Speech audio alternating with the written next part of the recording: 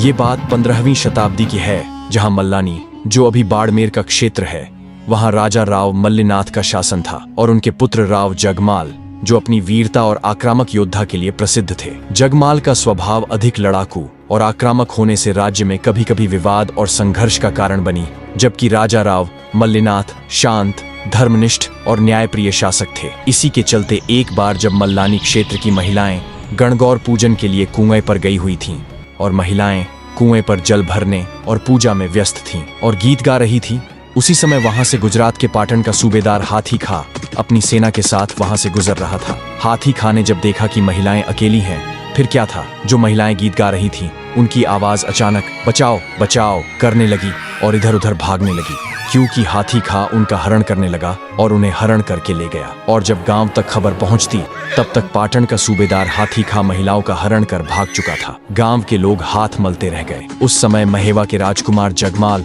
अपनी रियासत से बाहर गए हुए थे। उनके अलावा और किसी में इतना साहस नहीं था कि वह हाथी खा का पीछा कर सके। जब गांव के लोगों ने ये बात राव मल्लिनाथ जी को बताई, तो वो गुस्से से तप उठे और उन महिलाओं को हाथी खा से वापस छुड़वाने के लिए अपनी सेना तैयार कराने का आदेश दिया और वहां जाने का निर्णय किया। और इतने में ही राजकुमार जगमाल अपनी रियासत पहुंच गया। जब जगमाल को ये सब पता चल कि हाथी खा महिलाओं का हरण करके ले गया है, उसका खून खौल उठा। गुजरात के हाथी खा से टकराने और महिलाओं को मुक्त कराने के लिए कसमसाने लगा। उसकी आंखों में खून उतर आया था। उसने अपने प्रधान भोपतजी हुल से कहा, ठाकरा, देश की इज्जत उतार कर हाथी खा जिंदा बैठा है और हम हैं कि अन्न खा रहे हैं। धिक्कार है इस तरह जिंदा रहने पर। भोपतजी तब नम्रता से बोले, कंवरा, धेजो राखो। अगर इस अपमान को ब्याज सहित नहीं धोया तो मेरा नाम भी भोपतहुल नहीं। मैं गुजरात की छाती चीर कर लड़कियों को इसी महबे में लाऊंगा। पर राजकुमार जगमाल को चैन कहाँ। जब तक वे महिलाएं सकुशल घर नहीं आ जाती, तब तक उन्होंने पगड़ी न बांधने और धुले कपड़े न पहनने की प्रतिज्ञा कर ली। उसी समय सिर पर काला कपड़ा बांधकर वह अहमदाबाद पर चढ़ाई करने की योजना बनाने लगे। उधर हाथी खा ने उन महिलाओं को पाटन के किले में कैद कर दिया था। हाथी खा लुटेरा था, जो अहमदाबाद के सेनापति महमूद बेग को सदैव प्रसन्न रखने का प्रयास करता था। इस बार अच्छा मौका था अपने मालिक को खुश करने का, लेकिन उसके सैनिक चाहते थे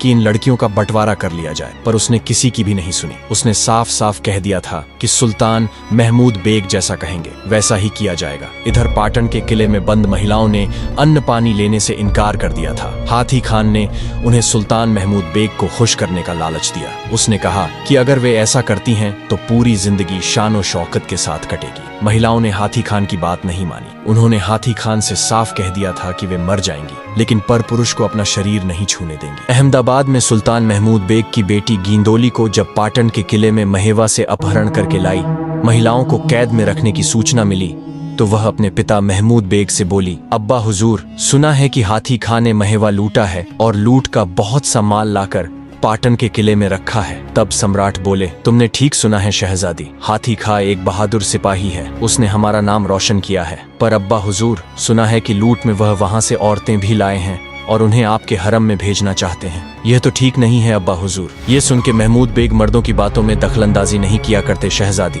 महमूद बेग ने यह बात नाराजगी से कही, पर जब उसने बेटी की आंखों में आंसू देखे तो वह तड़प उठा। वह उसे समझाते हुए बोला, रो मत मेरी दुलारी, अच्छा ये बताओ कि तुम चाहती क्या हो। तब गिंदोली मैंने कहा, मैं उन औरतों से मिलना चाहती हूँ अब्बा हुजूर। सुना है उन्होंने अन्न पानी छोड़ दिया है, फिर वे जिंदा कैसे रहेंगी अब्बू। गिंदोली ने भोलेपन से पूछा तो महमूद बेग बोले, यही तो मुसीबत है, मरने पर तुल जाती है ये हिंदू औरतें। पर शहजादी गिंदोली ने अपने अब्बू को मना लिया और वह औरतों से मिलने पाटन जा पहुंची। उन औरतों की हालत देखी तो उसका हृदय चीख उठा। वह सुख सुविधाओं में पली थी, तकलीफ कैसी होती है वह जानती ही नहीं थी। उसने उन औरतों से कहा, बहन क्यों सता रही हो अपने आप को, मान जाओ इन लोगों की बात। औरत को आखिर क्या चाहिए, घर बार, धन दौलत, देह सुख। महेबा से तुम्हें यहाँ ज्यादा सुख मिलेगा। शहजादी ने वाक्य पूरा भी नहीं किया था कि एक झन्नाटेदार हाथ पड़ा उसके गाल पर। उस औरत ने थू कहते हुए थूक दिया जमीन पर। ये देख के सैनिकों ने उस औरत की पिटाई करनी शुरू कर दी, पर गिंदोली ने उन्हें रोक दिया था। गिंदोली ने आखिरकार उन औरतों को मना ही लिया था। उसने आश्वासन दिया कि वह उन्हें यहाँ से निकालने में मदद करेगी। शहजादी गिंदोली ने अपने अब्बा से कहकर पाटन के एक बाग में उन औरतों को ठहरा दिया। अच्छी जगह पर रखने और अच्छे व्यवहार से शायद रूपसियों का मन बदल जाए। उधर प्रधान भोपतजी हुल परेशान थे कि अगर कुंवर जगमाल जब जिद ठान लेते हैं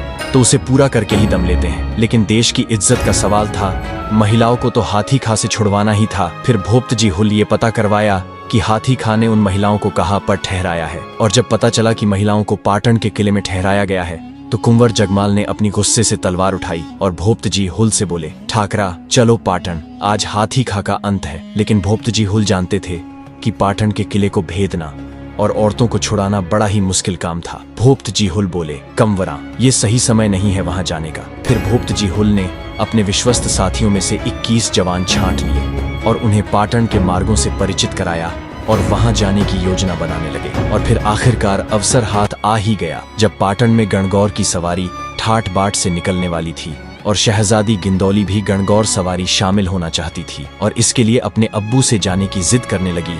तो अब्बू ने जाने के लिए हाँ कर दिया और शहजादी गिंदौली भी शाही सवारी में गणगौर के काफिले शामिल हुई और हाथी खान भी खुश था। शायद शहजादी रीझ कर उसे ही अपना पति बना ले, फिर तो पूरे गुजरात में उसका डंका बजेगा। शहजादी गिंदौली की वह हर इच्छा पूरी कर रहा था, इसीलिए न चाहते हुए भी उसने शहजादी को गणगौर की सवारी देखने जाने दिया। और उधर जब जगमाल को पता चला कि पाटन में गणगौर की सवारी निकलने वाली है और शहजादी गिंदौली भी सवारी में शामिल होने वाली है और उन्होंने सोचा कि महिलाएं भी गणगौर की सवारी में शामिल होगी, यही अच्छा मौका है उन्हें वहां से छुड़वाने का। फिर क्या था, उन्होंने कुछ मल्लानी नस्ल के घोड़े इकट्ठे किए और सभी ने व्यापारी का वेश धारण किया और अपने घोड़ों पर सवार होकर पाटन के लिए निकल पड़े। और हाथी खाने भी महिलाओं के बगीचे की चौकसी बढ़ा दी। शायद त्योहार का फायदा उठाकर जगमाल यहाँ तक नहीं पहुंचा। जगमाल और भोप्तजी हुल व्यापारी के वेश में वहां पहुंचे और अपने घोड़ों का व्यापार करने लगे, लेकिन उनको घोड़े नहीं बेचने थे। वो तो गणगौर की सवारी निकलने का इंतजार कर रहे थे और जब सवारी निकली